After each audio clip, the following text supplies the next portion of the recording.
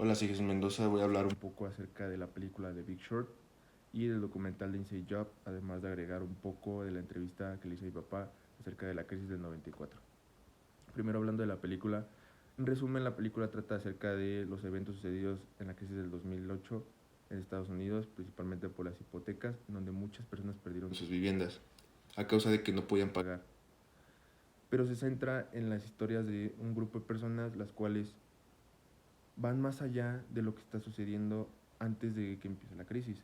Van más allá de por qué están sucediendo. Se preguntan qué es lo que está pasando, por qué está pasando, cuál va a ser el resultado y hasta dónde va a llegar esto.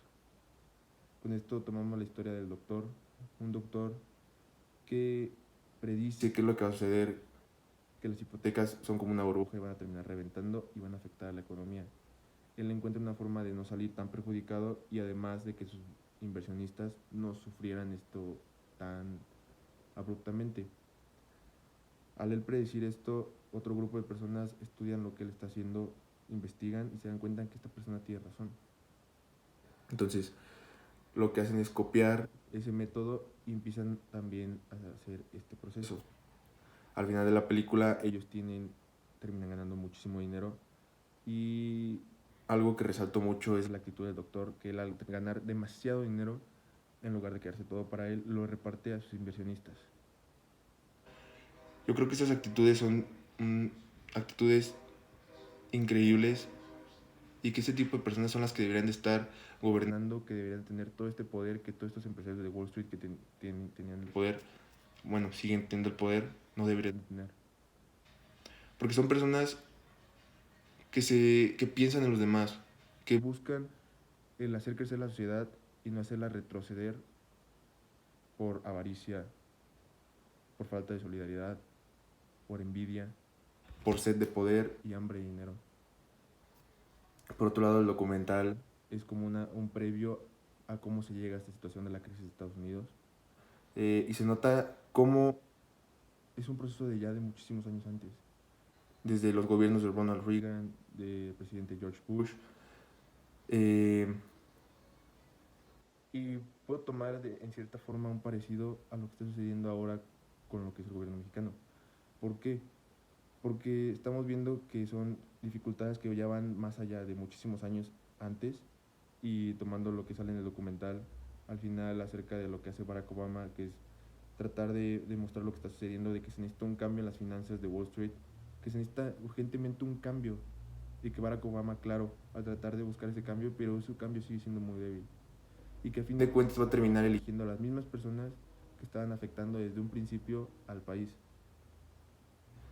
Y es cosa que está sucediendo también en México, en gobiernos como el actual de Andrés Manuel López Obrador, en el cual está trayendo gente que ya estuvo anteriormente y que no se puede decir que este tipo de personas lo hicieron mal en su momento, pero necesitamos un cambio y creo que ese cambio no se va a lograr teniendo las mismas personas.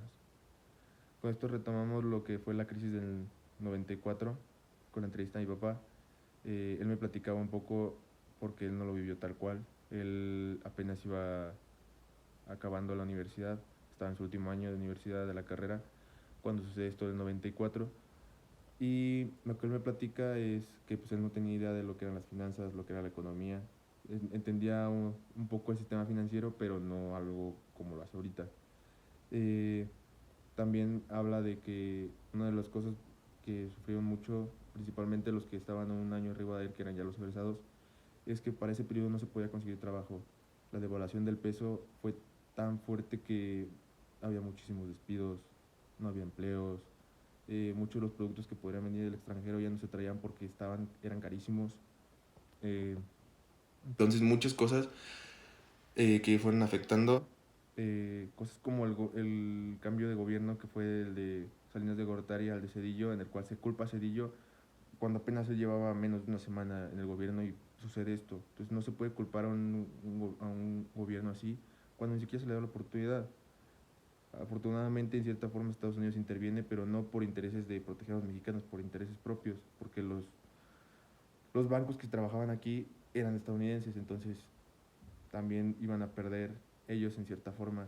a su vez de que muchas de las deudas extranjeras que tenía México, bueno, que sigue teniendo, pues no se iban a pagar. Entonces, considero y me quedo con ese sentimiento al ver el documental, la película y con esto de la entrevista, que considero que necesitamos un cambio, pero un cambio con personas que estén comprometidas a querer ese cambio y a buscar el bien, obviamente propio, pero también de los demás, y que sea a la par. Y solamente así se va a crecer.